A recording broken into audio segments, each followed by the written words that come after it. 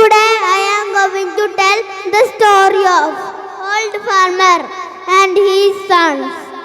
Once upon a time there was a farmer. He had 3 sons. They always quarreled. One day the farmer brought bundle of sticks. Farmer ordered his sons to break the sticks. Bundle of sticks. They failed. Farmer untied the sticks. Bundle of sticks. Farmer again ordered his sons to break the sticks. They easily broke. Farmer told, "Union is strength. The more